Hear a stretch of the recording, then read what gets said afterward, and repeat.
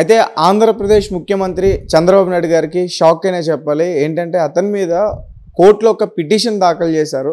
So దాని గురించి మీకు ఆల్రెడీ తెలిసే ఉంటుంది, ఎందుచేత ఆ పిటిషన్ వేశారనేది. సో ఆయనతో పాటు 114 మందిని కూడా ఈసారి చేర్చబోతున్నట్లు, అమరావతిలో రోడ్ల గురించి కానీ, స్కిల్ డెవలప్మెంట్ విషయం కానీ, ఇవన్నీ కూడా సిబిఐ విచారణ జరపాలంటూ కూడా పిటిషన్ వేయడం జరిగింది. సో దాని మీద మీ అభిప్రాయం ఏంటి? ఈ వార్త నిజం. యాక్చువల్లీ నిన్ననే ఒక ప్రైవేట్ పిటిషన్ వేశారు హైకోర్టులో. చంద్రబాబు గారు, ఆయన సహచర మంత్రులు లైక్ లోకేష్, అచ్చెన్నాయుడు, దేవినేని ఉమా, నారాయణ, వీళ్ళందరిపైన, వీళ్ళతో పాటు 114 మందిని ప్రతివాదులుగా చేరుస్తూ ఒక పిటిషన్ని దాఖలు చేశారు. అయితే ఈ పిటిషన్ జగన్ తరపున వైసీపీ వాళ్ళు వీళ్ళు ఎవరో వేయలేదు. ఈసారి ఏంటి అంటే అక్కడ లోకల్లో స్వర్ణాంధ్ర పత్రిక ఎడిటర్ బాలగంగాధర్ తిలక్ గారని ఆయన వేశారనమాట. ఇది ఒక ప్రైవేట్ పిటిషన్.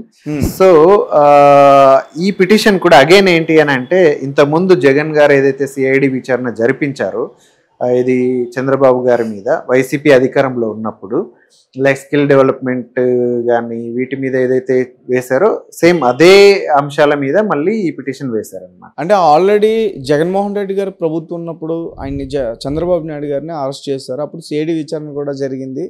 సో పెద్ద పెద్ద లాయర్లు అందరూ కూడా వచ్చి ఇటువైపు నుంచి అటువైపు నుంచి వాదించుకోవడం జరిగింది. మళ్ళీ ఎందుకు సిబిఐ విచారణ చేయాలి అని చెప్పేసి కోరుతున్నారు, నాకు అర్థం కావట్లేదు. అయితే ఇక్కడ ఏంటి అంటే ఎవరైతే పిటిషన్ వేశారో ఆయన ఏం చెప్పారు అని అంటే, ఇప్పుడు సేమ్ అగైన్ తెలుగుదేశం ప్రభుత్వమే ఉంది, చంద్రబాబు గారే ముఖ్యమంత్రిగా ఉన్నారు కాబట్టి సిఐడి విచారణ ఆల్రెడీ జరుగుతూ ఉంది కదా. సో ఆ సిఐడిని ఈ ప్రభుత్వం ఇన్ఫ్లుయెన్స్ చేసే అవకాశాలు ఎక్కువ ఉన్నాయి కాబట్టి ఆ సిఐడి దగ్గర నుంచి ఈ కేసులన్నీ కూడా సిబిఐకి ట్రాన్స్ఫర్ చేయాలి. సిబిఐ స్వతంత్ర ప్రాతిపత్తి ఉన్న సంస్థ కాబట్టి అక్కడి నుంచి సిబిఐ విచారణ జరిపితే అది బ్యాలెన్స్డ్గా ఉండే అవకాశం ఉంటుంది, ఇన్ఫ్లుయెన్సింగ్ చేసే అవకాశాలు తక్కువ ఉంటాయి. కాబట్టి సిఐడి నుంచి సిబిఐకి ట్రాన్స్ఫర్ చేసి ఆ విచారణ పూర్తిగా అంటే బ్యాలెన్స్డ్గా జరగాలి. అంటే టీడీపీ ఫేవర్గా కాకుండా ఏది కేస్ ఫేవర్గా ఉండేటట్టు, అంటే ఇన్ఫ్లుయెన్సెస్ ఏమీ లేకుండా ఉండేటట్టు జరగాలి అని చెప్పేసి ఈ విచారణ జరపాలి అని చెప్పేసి పిటిషన్ దారుడు కోరుకున్నాడు అనమాట హైకోర్టుని. అయితే 114 మంది అని చెప్పేసి అంటున్నారు కదన్న, అంటే అప్పుడు అరెస్ట్ చేసినప్పుడు వీళ్ళెవరి పేర్లు కూడా బయటకు రాలేదు, ఇప్పుడు మరి వీళ్ళందరి పేర్లు బయటకు వస్తున్నాయి. సో దీన్ని ఎలా చూడాలి? అయితే ఇప్పుడు ఏంటి అని అంటే, అప్పుడు స్కిల్ డెవలప్మెంట్ దాని మీద ఎక్కువ నడిచింది. అప్పుడు ఏంటి అంటే 114 మంది కాకపోయినా చంద్రబాబు గారితో పాటు అక్కడ ఐఏఎస్ ఆఫీసర్స్ ఎవరైతే ఆ కేసులో ఇన్వాల్వ్ అయ్యి ఉన్నారో అధికారులు చాలా మంది ఉన్నారు, వాళ్ళందరినీ ప్రతివాదులుగా చేర్చారు. పూర్తిగా 114 అవ్వకపోయి ఉండొచ్చు.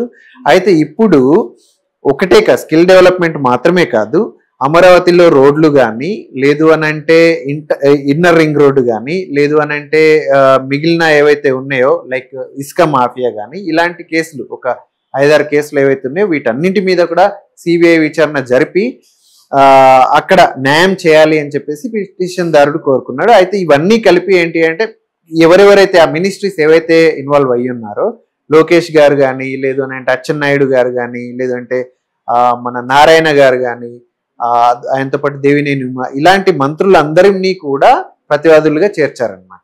ఓకే. సో ఇది ఇంత ముందు నుంచి కూడా ఉంది. అప్పుడు ఏంటి అని అంటే జగన్ గారు పర్టికులర్గా స్కిల్ డెవలప్మెంట్ కేసుని మాత్రం ఎక్కువ ఫోకస్ చేసి చంద్రబాబు గారిని ఎలాగైనా అరెస్ట్ చేయించాలి అని చెప్పేసి ఆ ఒక్క కేసుని మేజర్గా ఫోకస్ చేసి ఆయనని అరెస్ట్ చేయించారు. అక్కడ విన్ అయ్యారు ఎవరు, జగన్ గారు. కాబట్టి దానివల్ల మిగిలిన కేసులన్నీ కూడా కొంచెం వీక్ అయిపోయినాయి. అంటే ఈ పిటిషన్ మరి ఉంటుందా, న్యాయం జరుగుతుందా? మరి ఎవరైతే పిటిషన్ వేశారో ఆ వ్యక్తికి, పిటిషన్ వేసిన వ్యక్తి అయితే నాకు న్యాయం చేయండి అని, రాష్ట్రానికి న్యాయం చేయండి, రాష్ట్ర ప్రభుత్వం 2014 నుంచి 2019 వరకు అధికారంలో ఉన్నప్పుడు ఇలాంటి స్కామ్స్ అన్ని చేసింది.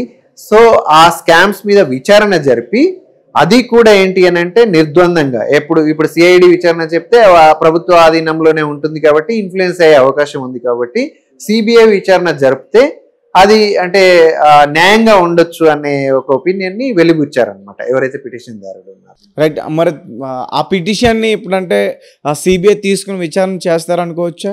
అది హైకోర్టు అయితే ఆ విచారణకు తీసుకుంది, ఏదైతే పిటిషన్ అయితే యాక్సెప్ట్ చేసింది. దాని మీద హైకోర్టు ఏం చెప్తుంది అనేది మనం చూడాలి. అంటే వ్యవస్థల్ని మేనేజ్ చేయడంలో చంద్రబాబు నాయుడు గారి తర్వాత ఎవరైనా అని చెప్పేసి ఆయన మీద ఎలాంటి ఆరోపణలు ఎక్కువ వరకు మనం ఇప్పటివరకు చూసాం. అంటే ఇప్పుడు సిబిఐ అంటే కేంద్ర బలగాలకు సంబంధించింది. ఈయన ఆల్రెడీ పొత్తులతో ఉన్నారు కదా వాళ్ళతో. ఈ కేసు ముందుకు తీసుకెళ్లే అవకాశం ఉండదని నాకు అనిపిస్తుంది. సో మీ పర్సనల్ ఒపీనియన్ అక్కడ ఏంటి అని అంటే సిబిఐ కేంద్రం ఆధీనంలో ఉంటది అనేదే కాదు, యాక్చువల్లీ స్వతంత్ర ప్రతిపత్తి కలిగింది సిబిఐ. ఓకే, కూటమిలో ఉండడం వల్ల డెఫినెట్లీ ఎంతో కొంత బెనిఫిట్ అవుతుంది అనేది, ఇన్ఫ్లుయెన్స్ ఉంటుంది అనేది అనుకోవచ్చు. కాకపోతే ఏంటి అని అంటే ఫస్ట్ ఆఫ్ ఆల్ సిబిఐ విచారణకి ఆదేశిస్తుందా లేదా అనేది చూడాలి. అంటే వీళ్ళు పిటిషన్ అయితే దాఖలు చేస్తారు, ఇంకా ఆదేశాలు మాత్రం బయటికి రాలేదు. హైకోర్టు అయితే దానిపైన ఇంకా రెస్పాండ్ అవ్వలేదు. అంటే ఈ పిటిషన్ వల్ల అక్కడ ఎఫెక్ట్ ఏమైనా చూపిస్తుందా ఆంధ్రప్రదేశ్లో? ఆంధ్రప్రదేశ్లో ఎఫెక్ట్ అంటే ప్రభుత్వం మీద అంటున్నారా? ప్రభుత్వం మీద. అంటే ఈ పిటిషన్ ని ఒకవేళ సిబిఐ టేక్ ఓవర్ చేసి ఒకవేళ విచారణ జరిపి దాంట్లో ఏదైనా నిజాలు బయటపడి చంద్రబాబు గారి అరెస్ట్ జరిగితే అక్కడ ప్రభుత్వం కూలిపోతుందా అనే ఒపీనియన్ ని మీరు అడుగుతున్నారా? సో ఇలా చూడాల్సి వస్తే అక్కడ ప్రస్తుతం మీరు అంటే అంతకు ముందు జగన్ గారి గురించి మనం ఆలోచిస్తే జగన్ గారి మీద ఆయన ప్రభుత్వం ఏర్పరిచే కంటే ముందే ఈడీ విచారణలు జరుగుతూ ఉన్నాయి. ఎవ్రీ ఫ్రైడే ఆయన కోర్టుకి అటెండ్ అవ్వాల్సిన పరిస్థితి ఉండింది ఆయన ప్రభుత్వం ఏర్పరిచే నాటికే. ఆయన ఆ కేసులు ఉన్నా కూడా ఆయన ప్రభుత్వాన్ని ఏర్పరిచాడు, 5 years ప్రభుత్వాన్ని నడిపాడు. అవును, ఇప్పటికీ ఆ కేసు విచారణలు జరుగుతూనే ఉన్నాయి.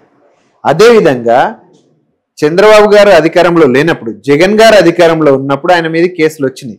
అది కూడా ఏంటంటే జగన్ గారు చాలా లేట్ చేశారు. యాక్చువల్లీ ఏంటంటే ఆయన ప్రభుత్వాన్ని ఏర్పరిచిన వెంటనే కేసులు పెట్టలేదు, చాలా లేట్గా ఆల్మోస్ట్ 3-4 years తర్వాత ఆయన కేసులు పెట్టాడు చంద్రబాబు మీద.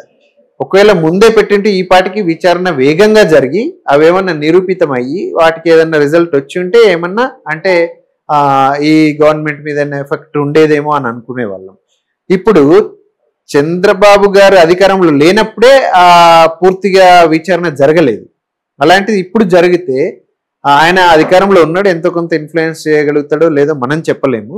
కానీ ఒకవేళ విచారణలోకి తీసుకున్నా కూడా విచారణలు మొదలవ్వాలి, దానిపైన వాదనలు జరగాలి, అవి నిరూపితం కావాలి, అవన్నీ జరిగి ఇదంతా అయ్యేసరికి ఖచ్చితంగా మళ్ళీ 5 సంవత్సరాలు గడిచిపోతే కొత్త ప్రభుత్వం వస్తుంది. ఎగ్జాంపుల్గా మనం జగన్మోహన్ రెడ్డి గారి గురించి మాట్లాడుకుంటే ఆయన మీద ఉన్న కేసులు ఆయన ప్రభుత్వం వచ్చిన తర్వాత 5 ఏళ్ల నుంచి కూడా ఎవరైతే ప్రత్యర్థులు ఉన్నారో ఎక్కువగా వాటి గురించి మాట్లాడటమే మనం చూసాం. అంటే ప్రభుత్వ పనితీరుపై కాకుండా ఆయన పర్సనల్ విషయాల మీద. ఇప్పుడు వాళ్ళు అపోజిషన్లో ఉన్నారు, చంద్రబాబు నాయుడు గారి మీద ఈ కేసులన్నీ వచ్చినాయి. సో వీటి గురించి 5 years కూడా మాట్లాడతారనుకోవచ్చా? అలాంటిదే జరిగితే ఆంధ్రప్రదేశ్ ప్రజలు నష్టపోతారని చెప్పొచ్చు. ఎందుకంటే ఈ విచారణ వాళ్ళు వాదిస్తే ఒకవేళ ఈ విచారణ కొంచెం వేగవంతమయ్యే అవకాశాలు ఉన్నాయి.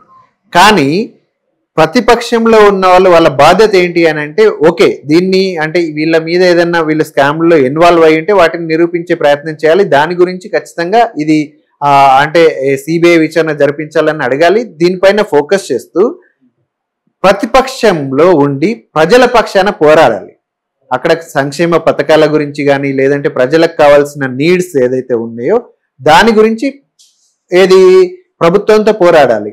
వాటి మీద ఫోకస్ తక్కువ చేసి దీని మీద ఫోకస్ చేసిండ్రు అనుకోండి, ఖచ్చితంగా ఏంటి అంటే ఇప్పుడు చంద్రబాబు గారు కన్వీనియంట్ గానే ఉంటారు, కంఫర్ట్ గానే ఉంటారు, బికాజ్ ఆయన అధికారంలోనే ఉన్నాడు కాబట్టి.